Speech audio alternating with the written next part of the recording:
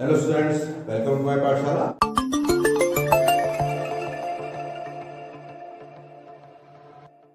पिछली क्लास में हमने क्वाड्रेटिक इक्वेशन की एक्सरसाइज 4.3 को सॉल्व किया था। आज हम सॉल्व करेंगे एक्सरसाइज 4.4 को। तो देखें क्या है फर्स्ट सम हमारा। Find the nature of roots of the following quadratic equations, if the real root exist find them. अब यहाँ पर एक वर्ड आता है हमारा डिस्क्रिमिनेंट। डिस्क्रिमिनेंट हम यहाँ फाइंड करते हैं, डिस्क्रिमिनेंट की वैल्यू को हम शो करते हैं डी से। हमने देखा था जो हमारा इक्वेशन था, क्वाड्रेटिक इक्वेशन किस फॉर्म में था, ax square plus bx plus c equal 0 के फॉर्म में। हम यहाँ पर d की वैल्यू फाइंड करेंगे। d की वैल्यू क्या होगी, b स्क्वायर माइनस 4ac। ये हमारा कहलाता है डिस्क्रिमिनेंट। तो हम यहाँ फाइंड करते हैं डिस्क्रिमिनेंट d की वैल्यू। अगर हमारा d कैसा आता है, ग्रेटर आता है या इक्वल आता है 0 के, उस कंडीशन में हमारे रूट्स कैसे होते हैं, रियल। रूट्स हमारे रियल होंगे। और अगर हमारे डी की वैल्यू कैसी होती है, स्मॉलर होती है, मतलब कोई नेगेटिव होते हैं, तो उस कंडीशन रूट्स क्या होंगे, नॉट रियल। और साथ साथ हम यहाँ पर ये जो हमने यहाँ पर साइन बनाया है, अगर हमारे पास डी की वैल्यू इक्वल 0 आ जाए तो हमारे दोनों रूट्स कैसे होंगे, वो भी इक्वल होंगे। अगर डी की वैल्यू 0 रूट्स कैसे होंगे, हमारे इक्वल होंगे।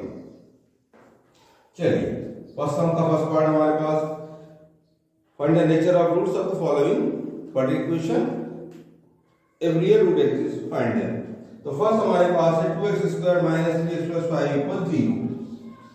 2x square minus 3x plus 5 equal 0। यहां पर हमारे पास में a की वैल्यू है 2, b की वैल्यू -3 और c की वैल्यू 5। चलिए डी फाइंड करें। बी स्क्वायर माइनस 4ac होता है, मतलब ये हुआ -3 का स्क्वायर माइनस 4, a की वैल्यू 2 और c की वैल्यू 5। -3 का स्क्वायर क्या होगा, 9, 4 2 जा 8, 8 5 जा 40, ये तो हो गया -31। यहाँ डी की वैल्यू कैसी है, 0 से छोटी है, तो रूट कैसे होंगे, नॉट रियल।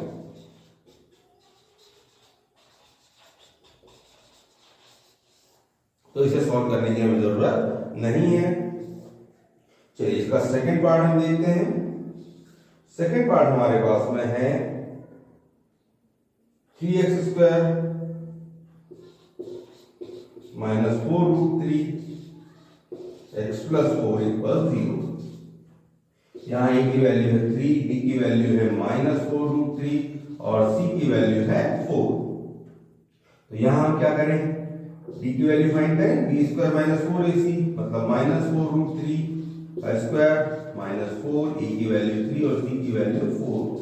चलिए -4 रूट 3 का स्क्वायर करेंगे तो क्या होगा, ये होगा 4 रूट 3 इंटू 4 रूट 3। तो पहले 4 का 4 से मल्टीप्लाई 16, रूट 3 का रूट 3 से मल्टीप्लाई 3 और 16 3 जा 48, माइनस माइनस तो प्लस होगा ही होगा।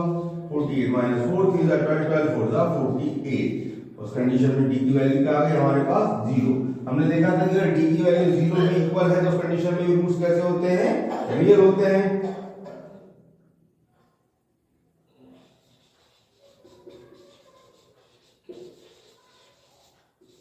और जब हमारा डी 0 हो गया, रूट्स रियल हो गए, तो उस कंडीशन में हम फाइंड करें इसे, तो क्या होगा हमारा formula, -b plus minus under b square minus 4ac upon 2a। तो ये हुआ हमारे पास -b और b स्क्वायर माइनस 4ac की वैल्यू अभी हमने क्या देखी, 0।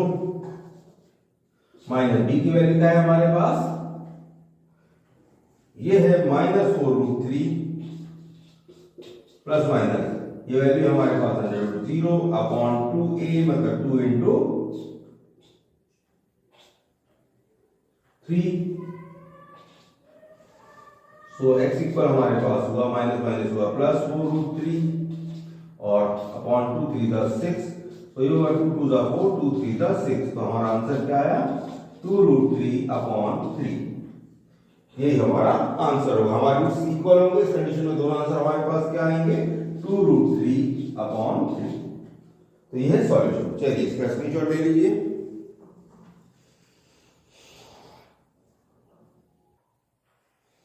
चलिए देखते हैं फर्स्ट क्वेश्चन का ही थर्ड पार्ट।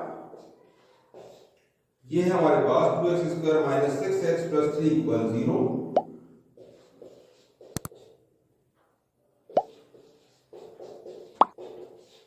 यहाँ पर a की वैल्यू क्या होगी 2, b की वैल्यू हुई -6 और c की वैल्यू हुई 3। डिफाइन करें क्या होता है b² माइनस 4ac। तो ये होगा -6 का स्क्वायर माइनस 4, a की वैल्यू 2 और c की वैल्यू 3। -6 का स्क्वायर क्या होगा 36 माइनस 4 2 सा 8 8 3 सा 24।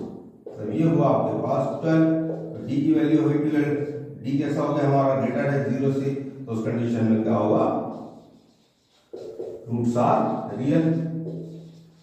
चलिए अब रियल रूट्स में फाइंड करें तो हमारा फॉर्मूला क्या होता है -b plus minus √b² minus 4ac upon 2a।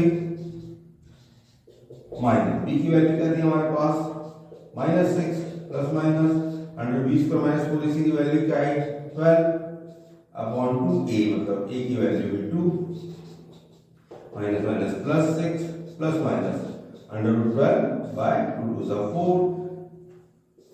देखिए 12 को हम क्या लिख सकते हैं 2 टू द 4, 4 3 द 12।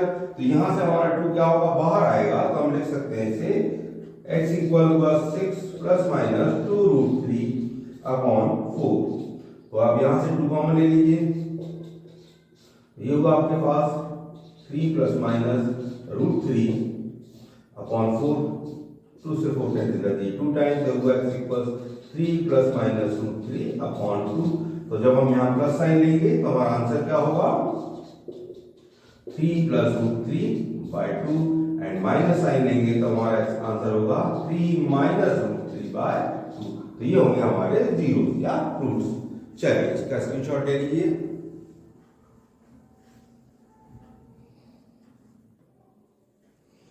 चलिए देखते हैं इसका क्वेश्चन नंबर सेकंड क्वेश्चन हमारे पास में है find the value of k for each of the following quadratic equation so that they have two equal roots. हमसे कहा गया कि इनके रूट्स कैसे इक्वल है। हमने क्या कंडीशन देखी थी रूट्स कब इक्वल होता है जब d की वैल्यू कैसी हो 0 के इक्वल हो, मतलब हम यहाँ पे d को ऑलरेडी 0 लेके चलेंगे। फर्स्ट इक्वेशन हमारे पास में है 2x² plus kx plus 3 equal 0।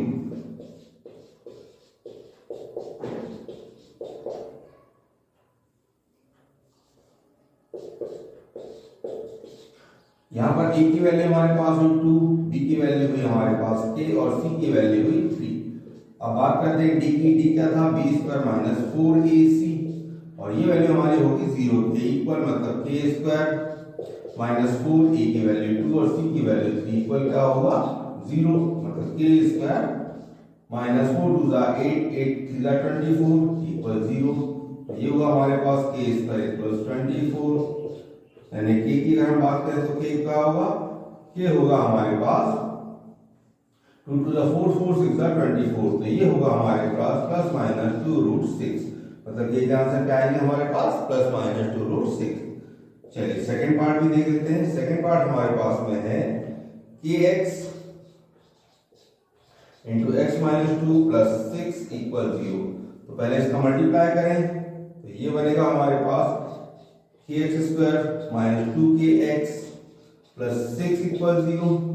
यहाँ पर a की वैल्यू हुई k, b की वैल्यू माइनस 2k और c की वैल्यू 6। चलिए d निकालें। d की वैल्यू क्या होगी हमारे पास माइनस 2 का k का स्क्वायर माइनस 4, a की वैल्यू k एंड c की वैल्यू 6 इक्वल 0। तो ये हुआ आपका माइनस का स्क्वायर हुआ प्लस, ये हुआ 4k² माइनस 4 6 का 24k इक्वल 0। इन दोनों से हम k कॉमन ले लें, 4k कॉमन ले लेते हैं। तो 4k कॉमन लिया आपने, यहाँ बचा आपके पास में k माइनस 6 इक्वल 0, मतलब आप यहाँ लिख सकते हैं 4k इक्वल 0 और आप लिख सकते हैं k माइनस 6 इक्वल 0। तो ये होगा k इक्वल 0 बाय 4 और k इक्वल 6। तो ये होगा k इक्वल 0 और k इक्वल 6। तो ये तो हमारे जो आंसर पॉसिबल आंसर्स क्या होंगे, या तो 0 होगी k की वैल्यू या 6 होगी। चलिए इनका स्क्रीनशॉट ले लीजिए।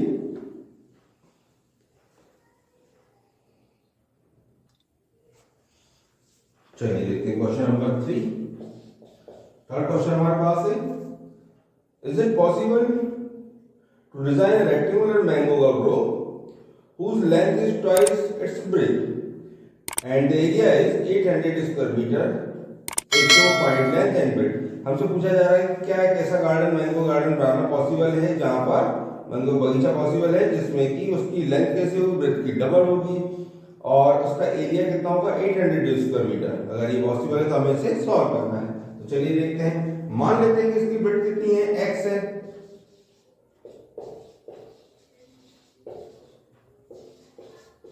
तो उस कंडीशन में लेंथ क्या होगी, उसकी ट्वाइस मतलब 2x होगी। एरिया क्या होता है,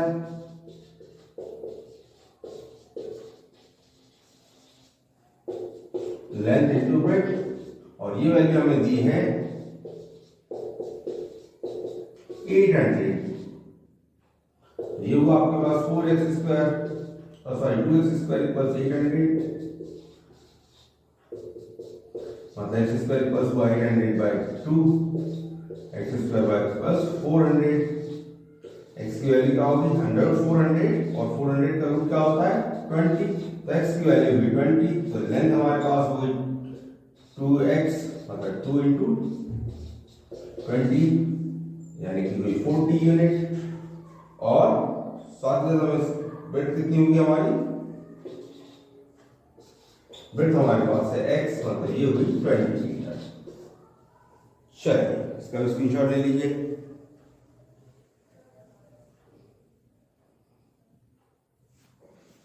चलिए देखते हैं नेक्स्ट क्वेश्चन, क्वेश्चन नंबर 4।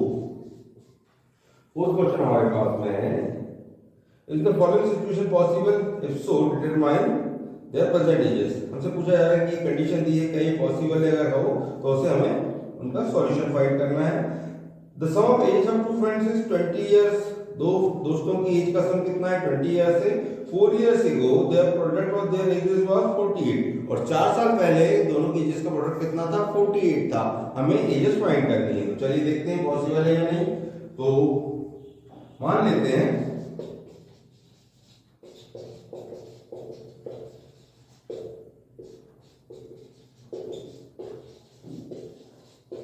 पहले फ्रेंड के लिए हम मान लेते हैं x इयर्स और दोनों का सम हमारे पास में कितना है 20 इयर्स।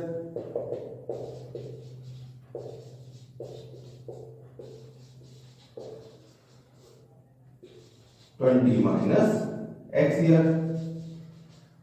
अब हम बात करें 4 इयर्स अगो,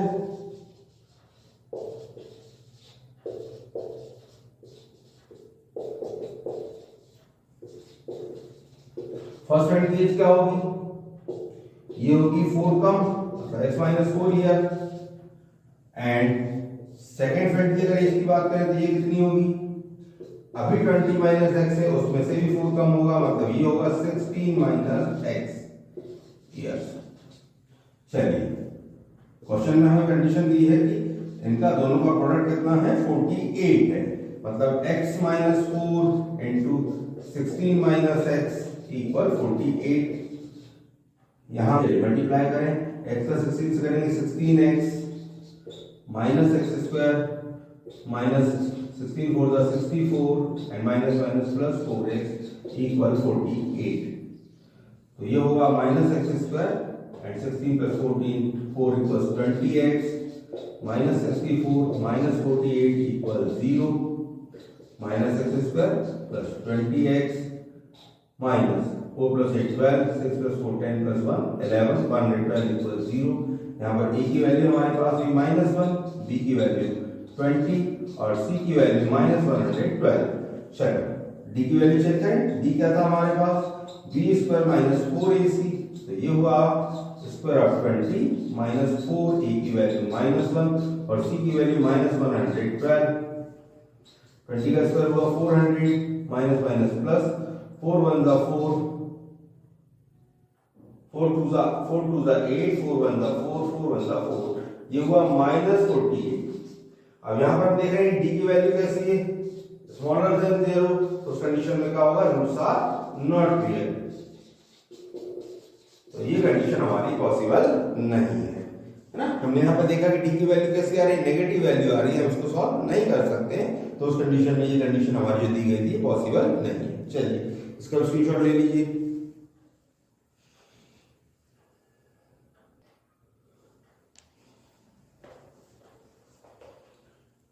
चलिए आप देखते हैं एक्सरसाइज और चैप्टर का लास्ट सम, आज की क्लास का लास्ट सम, क्वेश्चन नंबर 5।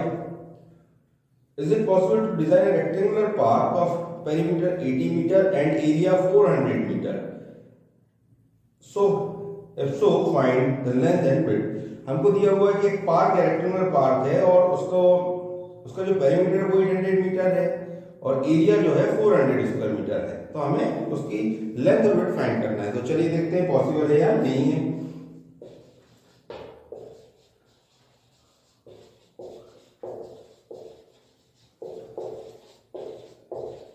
हम मान लेते हैं कि लेंथ जो है पार्क की वो कितनी है, x मीटर है। तो उस कंडीशन में क्या होगा,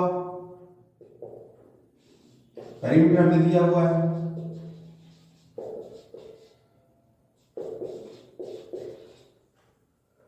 पेरीमीटर की वैल्यू हमारे पास 80 मीटर है, मतलब 2 × L + B = 80 दिया हुआ है। तो ये हो गया आपके पास 2x + b = 80। मतलब हम बात करें यहाँ पर तो x + b इक्वल क्या होगा 80/2, मतलब विड्थ क्या होगी हमारी, ये होगी 40 - x, विड्थ हमारी क्या होगी 40 - x मीटर। अब हमारे पास एरिया क्या होता है, एरिया ऑफ रेक्टेंगल ये होता है लेंथ इनटू ब्रेड्थ। तो हमारे पास लेंथ की वैल्यू हमने कर ली है, x ली हुई है और ब्रेड्थ की वैल्यू क्या है 40 - x है और हमारे पास में एरिया की वैल्यू दी है 400 स्क्वायर मीटर। चलिए मल्टीप्लाई करें, ये हुआ 40x - x² = 400, ट्रांसपोज करें x² - 40x + 400 = 0। चलिए इसको हम रिटर्न स्प्लिटिंग से करते हैं। यहाँ पर क्या है 40 है, तो अगर हम 20 × 20 करेंगे तो क्या आएगा, मल्टीप्लाई 400 होगा और 20 20 को प्लस करेंगे तो यहाँ आएगा माइनस, यहाँ आएगा 40।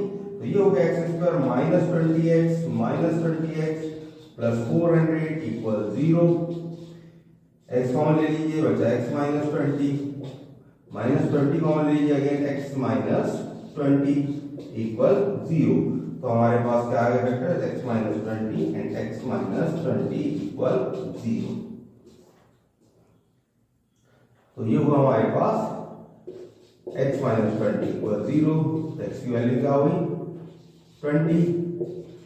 तो ये तो हमारी हमने क्या मान के चले थे लेंथ हमारी होगी 20 मीटर, तो विड्थ क्या होगी 40 - x, मतलब 40 - 20, यानी ये भी कितनी होगी 20 मीटर। तो लेंथ भी हमारे पास क्या आई 20 मीटर और विड्थ भी कितनी आई। तो ये हमारा सॉल्यूशन। तो ये था हमारा आज की क्लास का लास्ट सम। अगली क्लास में नए चैप्टर को स्टार्ट करेंगे। अगर आपको वीडियो पसंद आया हो तो इसे लाइक करें, शेयर करें, चैनल को सब्सक्राइब करें। Thank you.